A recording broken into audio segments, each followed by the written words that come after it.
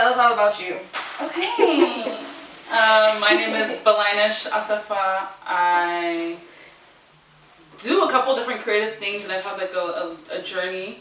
I currently am a music supervisor and producer at Townhouse. So we do music for all the ads at Great Advertising, and then a couple other external clients. I feel like I'm filled with gratitude because I found a path, and like I found something that I'm good at and that keeps me excited, that can help me pay my bills.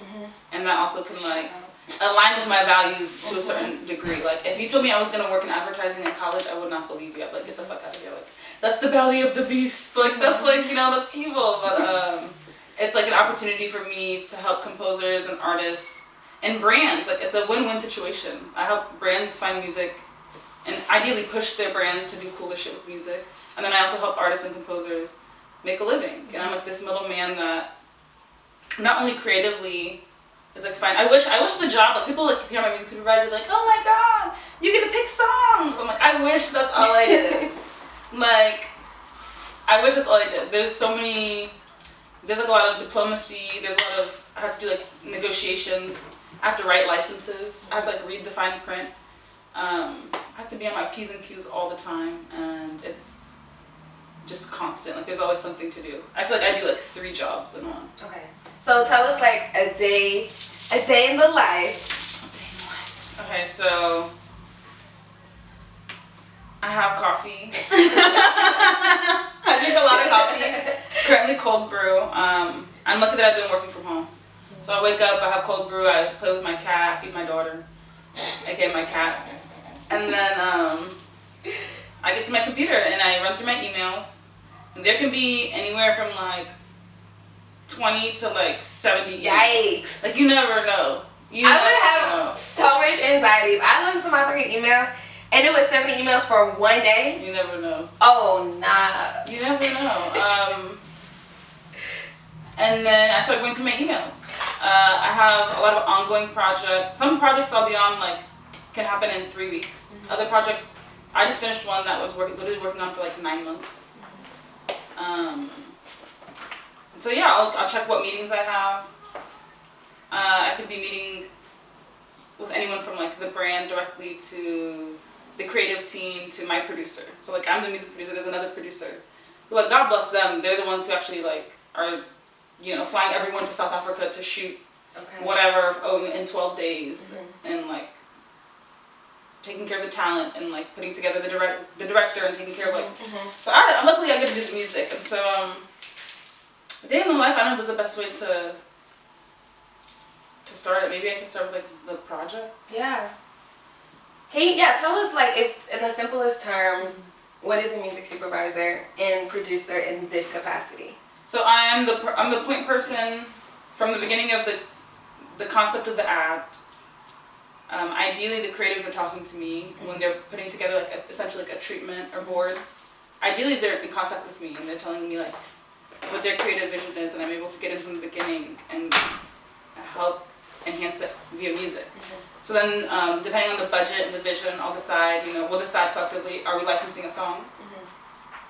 Are we creating an original track? Okay. Ooh, money. Or are we licensing stock? Okay. Sometimes people don't have any money.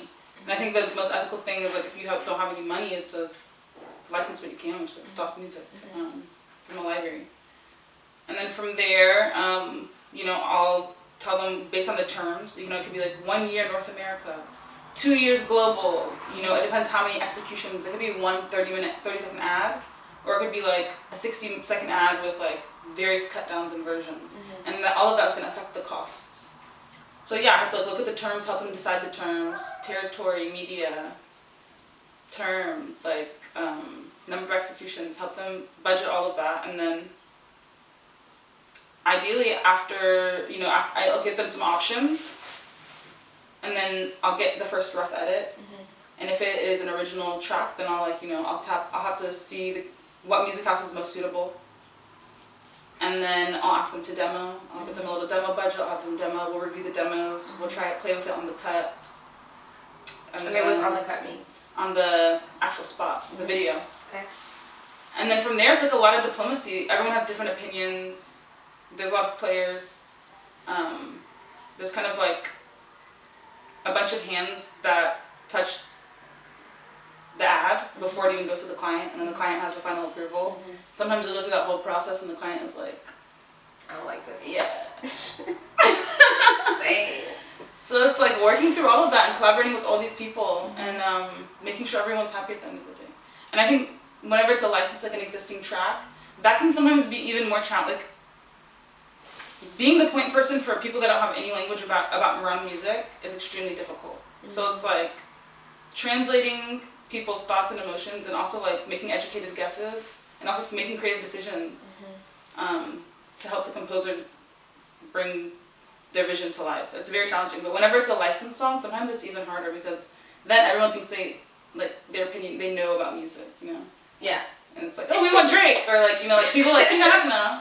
Sometimes it's harder whenever it's an existing track. Yeah. And there's a lot more opinions and voices in the room, and people feel more comfortable vocalizing things. So it can be challenging. Yeah.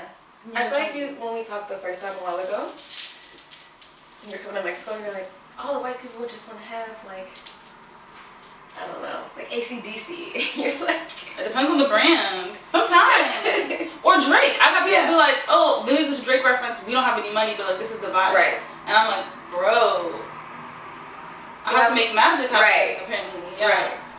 Yeah, it really depends. Every team is different. Every brand is different. It's really interesting.